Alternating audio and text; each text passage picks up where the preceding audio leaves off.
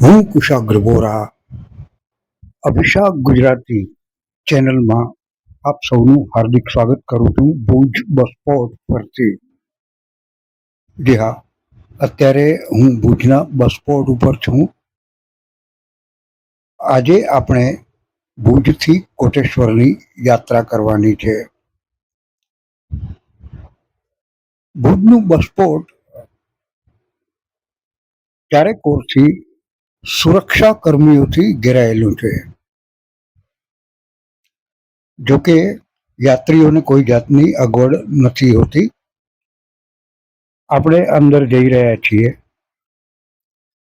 અત્યારે બસ સ્પોટની અંદર ઘણી બધી દુકાનો જે છે લગભગ તો જો કે બંધ છે, કારણ કે હજી તો સવારના 5 પણ નથી વાગ્યા. ચાલો અંદર જઈને જોઈએ શું શું છે. બસોનું આવાગમન શરૂ થઈ ચૂક્યું છે. જોકે આમ તો બહાર ગામથી આવનારી અને બહાર ગામ જતી દિન રાત અહર્નિશ બસ ચાલુ જ રહેતી હોય છે. ભુજ હવે એવું 24/7 બસ સ્ટેશન બની ચૂક્યું છે. અહીં લોકો સૂતા છે આવી સરસ ડિઝાઇન ઉપર, અને આ છે વેન્ડિંગ મશીન, જ્યાંથી તમે કોઈ પણ કોલ્ડ ડ્રિંકની બોટલ અથવા ટીન લઈ શકો છો. ચાલો એક નજર દોડાવીએ. યાત્રીઓ પોતાની બસોની વાટ જોઈ રહ્યા છે અને આપણે જવાનું છે પ્લેટફોર્મ નંબર 4 પાસે, જ્યાંથી આપણી બસ ઉપડવાની છે. જોકે આ છે રિઝર્વેશન કાઉન્ટર, પૂછપરછ અને સામે છે ટાઈમ ટેબલ.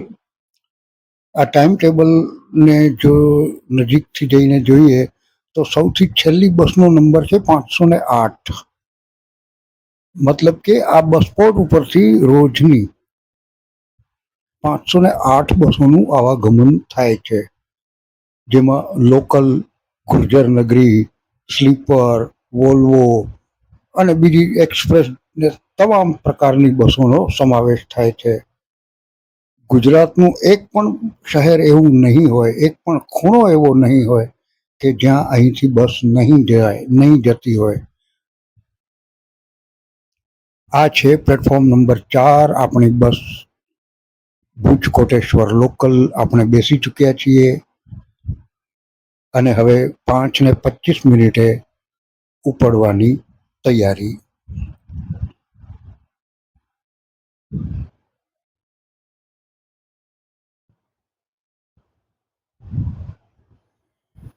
ચાલો નીકળી ચૂક્યા પ્લેટફોર્મ નંબર 4 પરથી.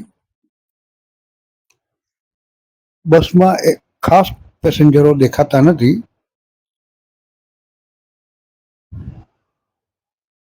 આ છે સુખપર ગામ. આપણે સુખપર પહોંચ્યા.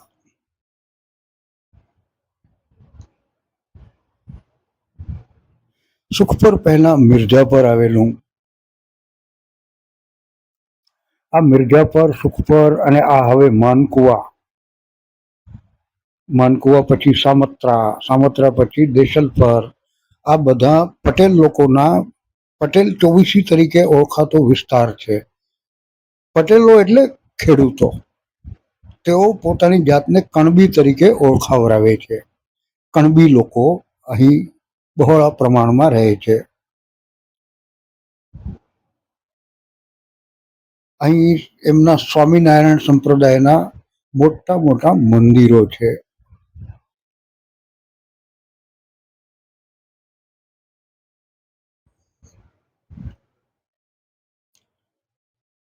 અત્યારે સામત્રામાંથી પસાર થઈ રહ્યા છીએ.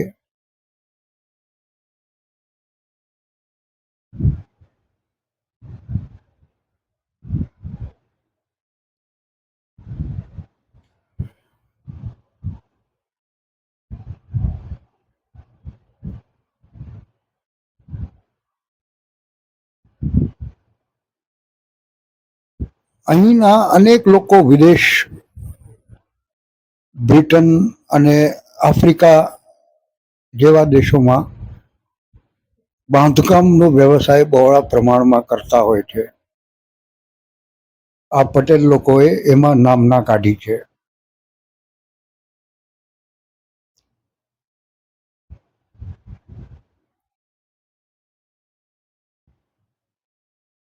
અને આપણે અત્યારે જુઓ આ લીલુંછમ ખેતર સમુદ્રની બહાર નીકળતા જ દેખાઈ રહ્યું છે.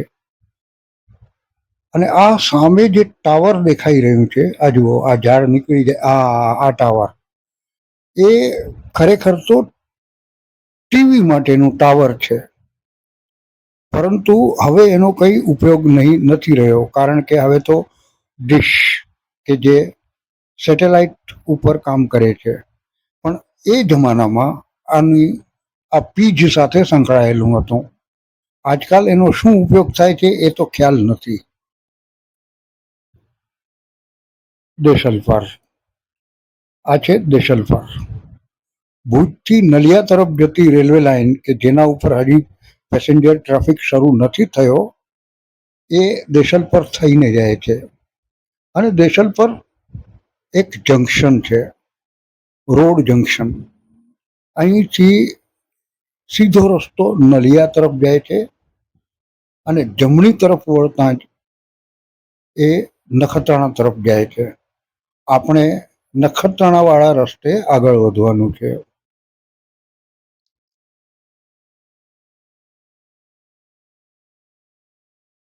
નલિયા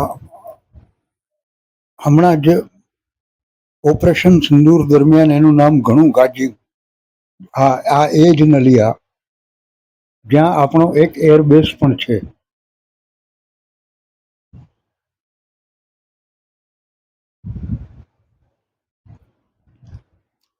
કોઠારા, મોથાળા, નલિયા, આ આખો પંથક અરબી સમુદ્રથી થોડો દૂર છે, પણ સાવ બહુ દૂર પણ ન કહી શકાય, કારણ કે ત્યાંથી થોડેક જ દૂર જખૌ બંદર પણ આવેલું છે, જે માછીમારી માટેનું કેન્દ્ર છે. હાજી, આ રસ્તો નલિયાનો નીકળ્યો અને આપણે જમણી તરફ વળી ગયા નખત્રાણા માટે. આ રસ્તો નખત્રાણા તરફ જાય છે. તેના પહેલા દેવ પર આવશે, પણ ચાલો આપણે પહોંચી ચૂક્યા નખત્રાણા. આ છે નખત્રાણાનું બસ સ્ટેન્ડ. નખત્રાણા આ રૂટ ઉપરનું એક અગત્યનું શહેર છે, જ્યાં એ તાલુકા મથક પણ છે અને અહીં હાઈસ્કૂલ, કોલેજ તેમજ સિમેન્ટની ફેક્ટરી પણ છે.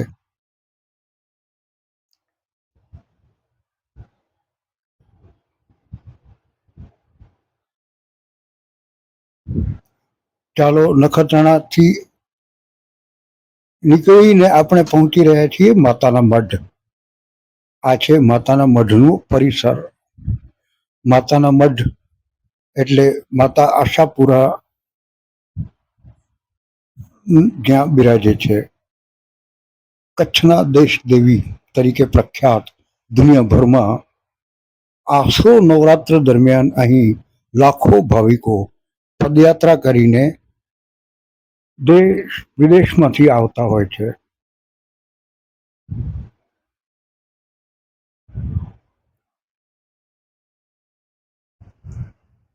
હવે તો અહીં મહાજનવાડીઓ અને જાગીર ટ્રસ્ટ તરફથી પણ રહેવાની વ્યવસ્થા થઈ ચૂકી છે. તમે ગમે ત્યારે આવો, તમને રહેવા માટેની જગ્યા અહીં મળી જ રહે.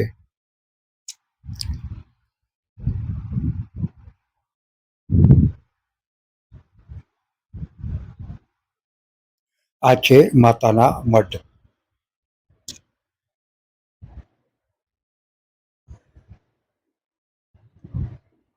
અત્યારે વાગ્યા છે સવારના 8:15.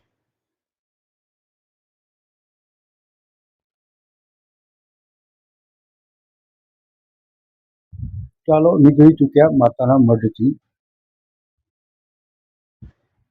માતાના મઢ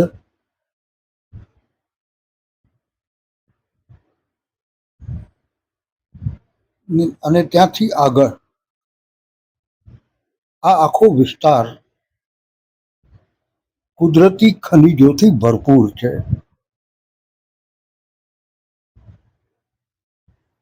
આ અહીંથી વર્માનગર, પાણંદ્રો, આ તમામ જગ્યાઓ ખનિજ માટે વખણાય છે. અહીં બોક્સાઇટ, લિગ્નાઇટની ખાણ છે. માતાના મઢમાં તો આગ્નેય ખડકો છે, જેના વિશે ભૂસ્તર શાસ્ત્રીઓનું કહેવું છે કે માતાના મઢનું ભૂસ્તર મંગળના ભૂસ્તર સાથે બંધ બેસતું છે, તદ્દન એના જેવું જ છે. પાણંદ્રોમાં વિદ્યુત મથક પણ છે, જે 1975માં શરૂ થયેલું. આ છે કચ્છનો, આમ જોવા જઈએ તો સરહદી વિસ્તાર છે. હવે આપણે જેમ જેમ આગળ વધશું તેમ તેમ સરહદની નજીક પહોંચી રહ્યા છીએ. અહીં જુદી જુદી જાતના લોકો આવીને વસ્યા છે. આપણા કચ્છીઓ તો ખરા જ, પરંતુ તે સિવાય ગુજરાતભરના, ગુજરાત બહારના, ઉત્તર પ્રદેશ, પંજાબ જેવા અનેક રાજ્યોના લોકો પણ અહીં આવ્યા છે. 1971ના યુદ્ધ દરમિયાન અમુક સોઢા પરિવારો પાકિસ્તાનથી હિજરત કરીને અહીં જે આવેલા, તેઓ પણ આ વિસ્તારમાં જુદે જુદે સ્થળે રહે છે.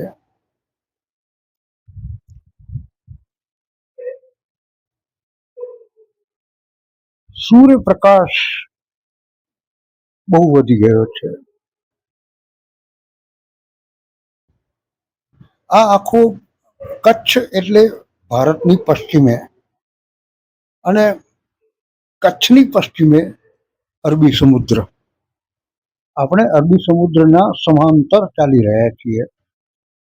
જોકે અરબી સમુદ્ર થોડો આગળ છે, ઘણો દૂર છે આ જ વિસ્તારમાં, અને સાવ અરબી સમુદ્ર ઉપર જ નથી, ત્યાંથી નાની નાની ક્રીક એટલે નાળ ઘણી બધી નીકળતી હોય છે. એ નાળ ઉપર નાના નાના આપણા બંદર છે. નલિયા પાસે જખૌ છે, તેમ આપણે જ્યાં જઈ રહ્યા છીએ એ કોટેશ્વર પણ એક બંદર છે, પણ એ અરબી સમુદ્રમાંથી નીકળેલી એક ક્રીક. એ આખો વિસ્તાર સરક્રીક તરીકે ઓળખાય છે, અને પાકિસ્તાન સાથે થોડો વિવાદિત પણ છે.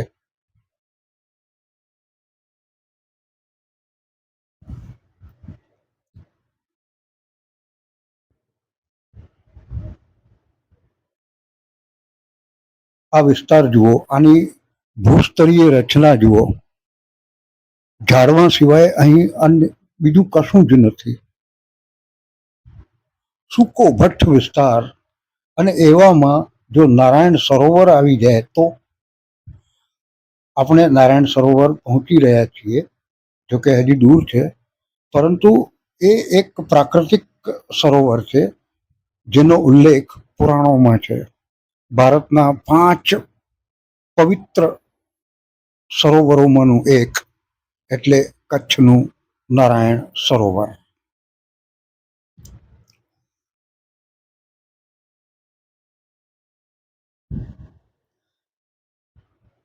નારાયણ સરોવર પહેલા દયાપર આવે, દયાપુરથી એક રસ્તો લખપત તરફ પણ જાય છે. લખપત પણ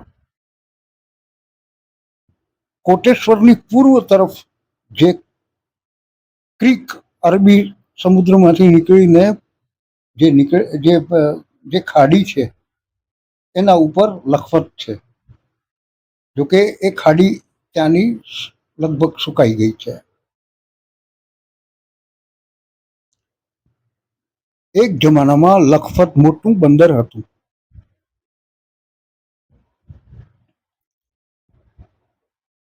આ જુઓ, તડકો એવો આંખોની અંદર ઘૂસી જાય છે, અને હજી લગભગ 9:30 વાગ્યા છે. ગરમી ઘણી બધી છે. જોકે કચ્છના માણસો આ બધાથી ટેવાયેલા છે. આ વિસ્તારમાં રહેનારા લોકો આનાથી ટેવાયેલા છે.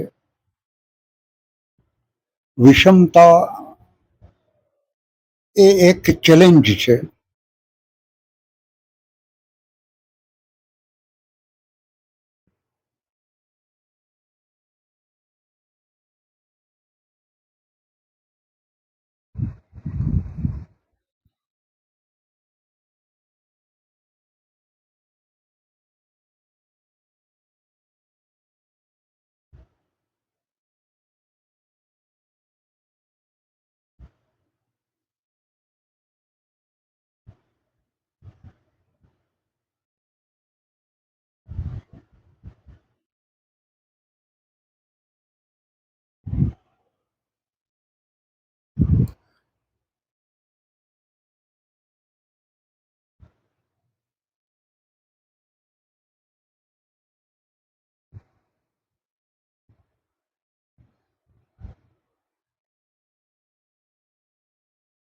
આવા નાના નાના અનેક ગામો આ રૂટ ઉપર આવે છે.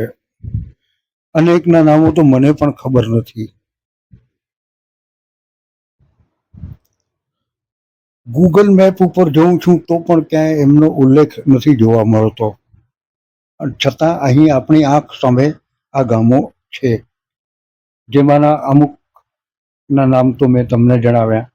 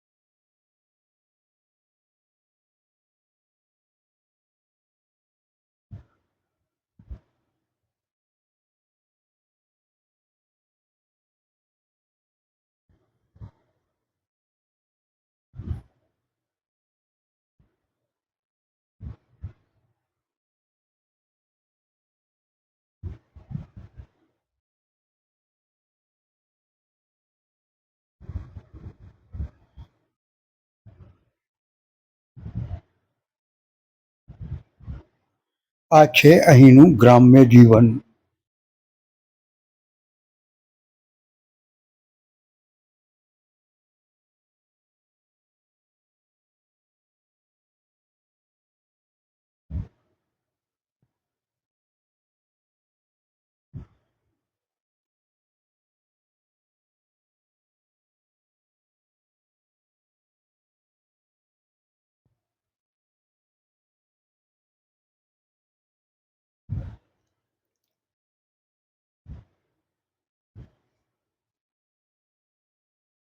બસ લગભગ ખાલી છે. હવે તો બસ 2-4 ગણ્યા ગાંઠ્યા જણા જ દેખાઈ રહ્યા છે, બાકી ઉતરી ચૂક્યા. હવે આપણે આગળ વધી રહ્યા છીએ નારાયણ સરોવર તરફ. આપણી બંને બાજુએ હવે અરબી સમુદ્ર દેખાવા માંડ્યો છે. જોકે આ અરબી સમુદ્ર નથી, એમાંથી નીકળતી ક્રીક એટલે કે નાળ છે. આવી નાની નાની અસંખ્ય નાળ છે આ વિસ્તારમાં. ઓહો, ગરમ ગરમ લાગુ પડ્યું છે.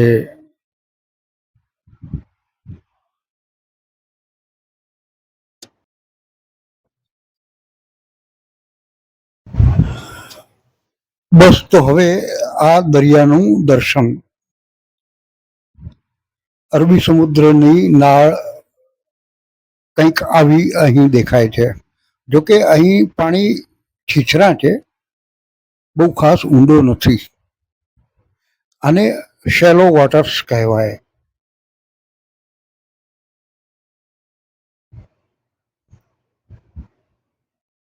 અહીંથી નારાયણ સરોવરની શરૂઆત કહી શકાય. નારાયણ સરોવર એટલે પ્રસિદ્ધ તીર્થધામ. ગુજરાતનું એક પણ શહેર, મોટું શહેર એવું નહીં હોય જ્યાંથી નારાયણ સરોવરની બસ ન આવતી હોય. અહીં તમામ બસો આવે છે. આ અત્યારે આપણે એની સમાંતર જઈ રહ્યા છીએ અરબી સમુદ્ર.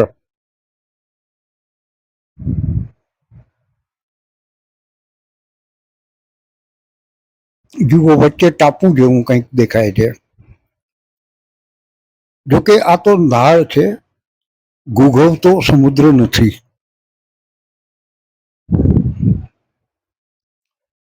પણ ભારતના પશ્ચિમ કાંઠે કચ્છ અને કચ્છના પશ્ચિમ કાંઠે અરબી સમુદ્ર.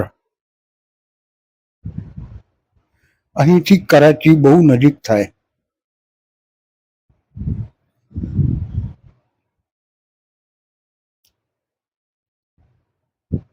તો આ આપણે હવે પહોંચી રહ્યા છીએ નારાયણ સરોવર.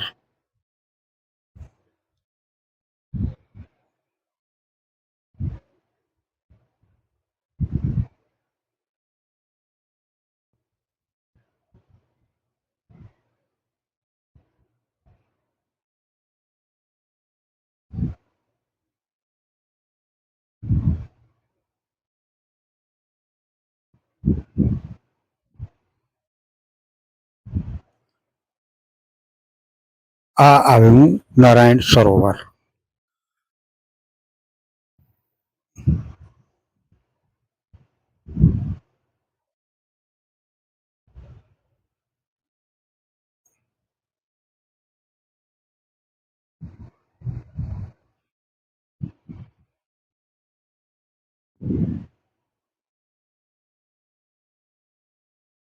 અહીં ઉતરતા લોકોનો પહેરવેશ જુઓ, કંઈક જુદું જ જાતનું લાગે છે.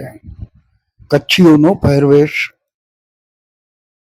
અને હવે નારાયણ સરોવરથી આપણે કોટેશ્વર તરફ જઈ રહ્યા છીએ. કોટેશ્વર એટલે નારાયણ સરોવરથી માત્ર 2 કિલોમીટર દૂર છે. અહીં એક મોટું શિવાલય છે. લંકાના રાજા રાવણે કૈલાશ પર્વત ઉપર શિવજીને રીઝવી, તપ કરી, એમની પાસેથી વરદાન મેળવી અને તેમનું લિંગ લઈને એ જ્યારે પાછો લંકા તરફ જઈ રહ્યો હતો ત્યારે તેને રસ્તામાં નારાયણ સરોવરમાં નહાવાની ઈચ્છા થઈ. એણે નીચે ઉતરી લિંગને જમીન ઉપર મૂક્યું અને તરત જ લિંગ 1 કરોડ 1 કોટી લિંગ બની ગયા. જેમાંથી અસલ લિંગ કયું એ રાવણ ઓળખી ન શક્યો અને હતાશ ચહેરે પરત ફર્યો લંકા, લિંગ લીધા વગર. આ જાતની એક પ્રાચીન કથા છે જે મારા કરતા વિશેષ તમે વધુ જાણતા હશો. બંને તરફ દરિયો છે. દરિયો તો શું કહું, પણ એ નાળનું પાણી છે. અને આ આપણે પહોંચ્યા કોટેશ્વર. અહીં BSF નો કેમ્પ છે, કારણ કે સરહદની તદ્દન નજીક છે. તો બસ હવે હું તમારા સૌની રજા લઉં. આ BSF નો કેમ્પ. નમસ્કાર, ફરી મળીશું.